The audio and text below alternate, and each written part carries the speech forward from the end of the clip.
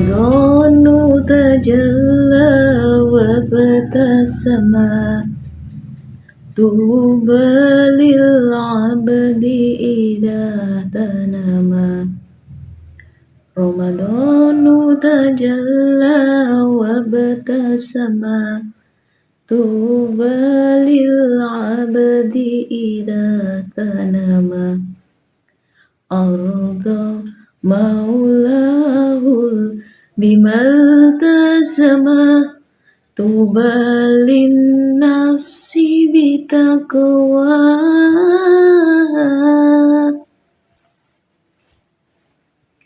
Assalamualaikum warahmatullahi wabarakatuh. Alhamdulillahi rabbil alamin. Wassalatu wassalamu ala rasulillah Muhammad ibn Abdillah wa ala alihi wa sahbihi wa man wala. Rabbi shrahli sadri wa yassirli amri wahlul 'uqdatam min lisani yafqahu qawli. Amma ba'du. Alhamdulillahirabbil alamin. Kita dipertemukan lagi dengan bulan Ramadan yang penuh berkah ini. Semoga Allah senantiasa melimpahkan karunia-Nya kepada kita semua, menjadikan kita hamba yang semakin hari semakin menjadi hamba yang soleh-soleha, menjadikan kita hamba yang semakin hari semakin mendekatkan diri kepada Allah Subhanahu wa Ta'ala, menjadikan kita hamba yang semakin hari semakin mendekatkan diri kepada kekasih beliau Rasulullah Muhammad SAW. Amin, amin ya rabbal alamin. Teman-teman yang berbahagia, kajian pada hari ini kita awali dengan umul kitab ila hadratin Nabil Mustafa Rasulullah Muhammad ibn Abdillah. Al-Fatihah. A'udzu billahi minasyaitonir rajim. Bismillahirrahmanirrahim. Alhamdulillahi rabbil alamin. Ar-Rahmanir Rahim. Maliki yaumiddin. Iyyaka na'budu wa iyyaka nasta'in. Ihdinas shiratal mustaqim. Shiratal ladzina an'amta 'alaihim ghairil maghdubi 'alaihim waladdallin. Amin. Dengan membaca surat Al-Fatihah, semoga hari ini kita diberi kemudahan, kelancaran, dan selalu diridhoi Allah Subhanahu wa Ta'ala. Teman-teman yang berbahagia, hari ini saya akan menyampaikan tema yang berjudul agar tidak mudah kecewa. Saya menulis 6 poin yang berkaitan dengan cara agar tidak mudah kecewa. Semoga jika kita menjalankannya akan meminimalkan kekecewaan kita terhadap segala sesuatu. Yang nomor 1, kekecewaan itu sejurus dengan pengharapan.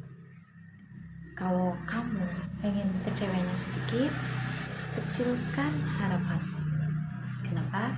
Semakin kita berharap berlebih, semakin banyak kekecewaan kita.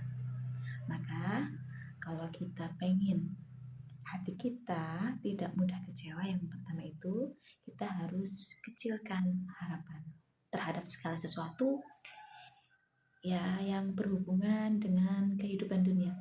Karena apa sih yang kita harapkan di dunia ini yang bersifat fana, sementara, tidak abadi? Ada seorang istri dan suami sedang berjalan. Tiba-tiba sang istri jatuh. Kemudian si suami tidak menolongnya, bahkan tidak mau menarik tangan istrinya. Istri itu menjadi uring-uringan sampai 1 minggu, 2 minggu, nggak mau ngobrol sama suaminya, gara-gara si suami tidak mau menolong. Di kemudian hari, istri berjalan lagi. Qadarullah, Si istri jatuh. Apa yang dilakukan? Si istri berdiri, membenarkan bajunya sendiri, kemudian dia hanya diam. Dia nggak kecewa. Kejadian dua itu, loh kok kenapa? Ketika si istri jalan dengan suami kecewa, karena jatuh nggak ditolongin. Yang kedua, jalan sendiri jatuh, tapi tidak kecewa. Karena si istri ketika jalan dengan suami, si istri itu berharap terlalu berlebihan. Si istri berharap si suaminya itu menolong. Suaminya malah tidak menolong. Ketika istri jalan sendiri, kemudian jatuh, dalam hati istrinya itu tidak berharap, sehingga tidak kecewa. Nah, dari nomor 1 itu, apa sih yang bisa membuat kita tidak mudah kecewa, yaitu kecilkan harapan kalian. Kemudian yang nomor 2, kalau kamu tidak ingin kecewa, kita harus tanamkan dalam hati bahwa setiap yang kita lakukan di dunia ini ada yang mengendalikan, ada pengendalinya, ada pengaturnya, yaitu Allah Subhanahu wa Ta'ala.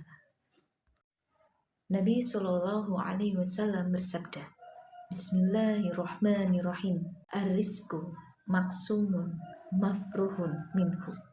Rizki itu sudah diatur, yang sudah selesai diatur.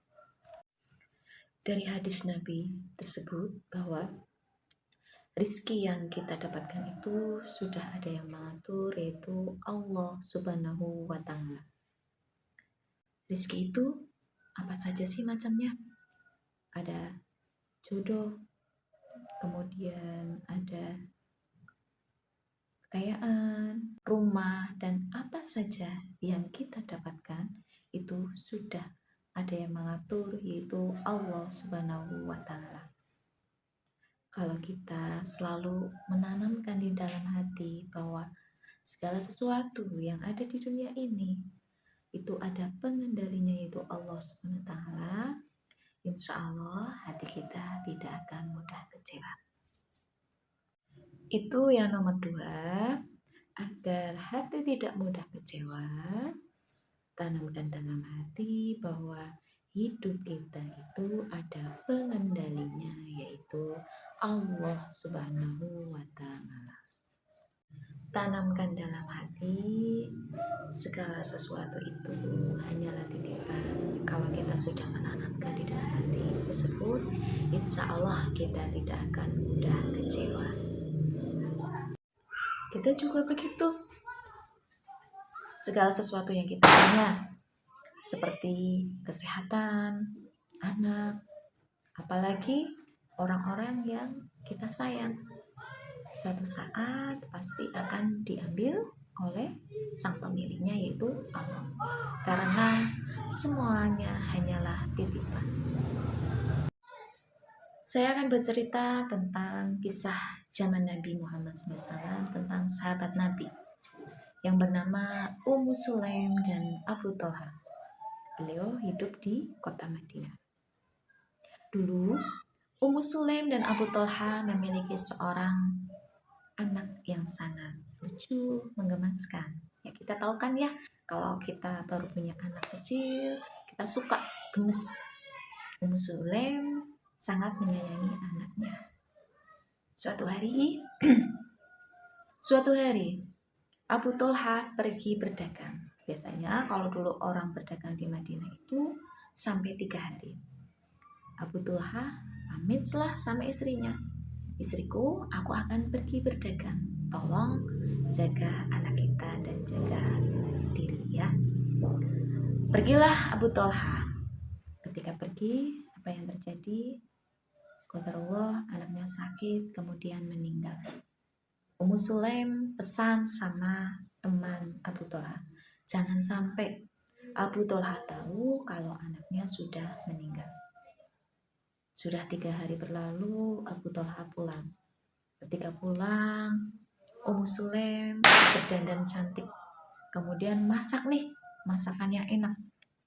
Kemudian Abu Thalhah disuruh untuk mandi dulu, kemudian makan. Setelah selesai makan, Ummu Sulaim mengajak Abu Thalhah untuk melakukan sunnah Rasul, yaitu hubungan suami istri. Ketika sudah selesai mandi junub, kemudian Ummu Sulaim mengajak Abu Thalhah berbincang. Ummu Sulaim bertanya sama suaminya Abu Thalhah, "Ya suamiku, apakah kamu percaya semua yang kita punya itu barang titipan?" Abu Thalhah bilang, "Ya, betul, semua titipan." "Ya suamiku, kalau barang titipan berarti harus dikembalikan." "Ya betul, harus dikembalikan." "Ya suamiku, mohon maaf, ketika kamu pergi berdagang, anak kita meninggal." Kemudian apa yang terjadi? Abu Thalhah itu shock, hatinya shock. Bisa-bisanya ya kamu Ummu Sulaim, anak kita sudah meninggal, kamu malah berdandan cantik, malah seolah-olah tidak tahu. Abu Thalhah marah. Kemudian apa yang dilakukan Abu Thalhah? Abu Thalhah langsung pergi ke masjid, langsung curhat kepada Rasulullah Muhammad SAW. "Ya Rasulullah, bisa-bisanya saya punya istri Ummu Sulaim, gak punya hati, hatinya keras, anaknya sudah meninggal, kok bisa-bisanya saya pulang dandan cantik dan tidak pernah kayak merasa bersalah dan tidak merasa bersedih. Begitu kerasnya hati istri saya ya Rasul." Rasulullah itu paham Ummu Sulaim itu siapa.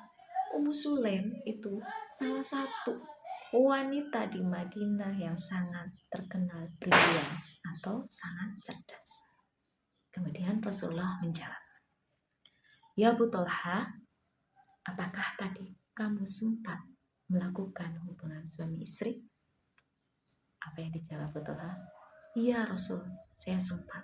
Kalau saya tahu anak saya meninggal, saya itu nggak mungkin mau melakukannya." Kemudian Nabi Muhammad SAW berdoa, "Barakallah Abu Thalhah, karena Allah akan mengaruniakan kepada istrimu kehamilan." Subhanallah, kejadian malam itu istri Abu Thalhah mengandung anak. Kemudian Abu Thalhah dan Ummu Sulaim mempunyai keturunan, dan keturunan itu perempuan. Dari perempuan itu melahirkan 10 anak, dan ke-10 anaknya tersebut menjadi penghafal Al-Quran dan menjadi ulama yang terkenal pada zaman tersebut. Baik teman-teman, dari kisah tersebut yang nomor 3, bagaimana sih agar kita tidak mudah kecewa? Kita ingat ilmunya tukang parkir.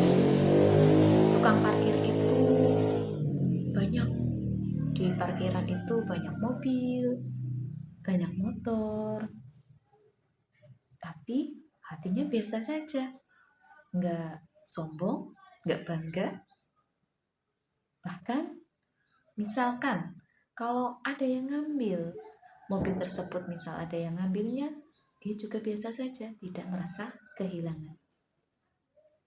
Nah, kok bisa? Karena kalau kita mengambil ilmunya tukang parkir, kita berpikir segala sesuatu yang kita punya hanya titipan dari Allah. Maka dari itu, agar tidak mudah kecewa, tanamkan dalam hati semuanya itu hanya titipan dari Allah Subhanahu wa Ta'ala. Suatu saat pasti akan diambil oleh sang pemiliknya. Yang nomor 4, bagaimana agar kita tidak mudah kecewa? Selalu tanamkan dalam hati, kita itu tidak tahu, Allah itu yang Maha Tahu. Bisa jadi yang kamu anggap buruk itu baik buat kamu, dan bisa jadi yang kamu anggap baik itu buruk buat kamu. Jadi selalu tanamkan dalam hati, kita itu tidak tahu apa-apa, Allah itu yang Maha Tahu. Kalau kita sudah menanamkan di dalam kita tidak tahu apa-apa, insya Allah kita tidak akan kecewa dengan segala sesuatu yang terjadi.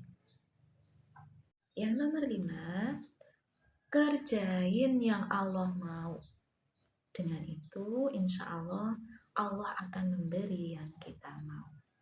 Kita berusaha mengerjakan semuanya yang Allah mau dengan cara mengerjakan semuanya yang Allah perintahkan kepada kita dan menjauhi semua larangannya. Insya Allah kalau kita mengerjakan yang Allah mau dan meninggalkan semua larangannya, insya Allah hati kita tidak akan mudah kecewa.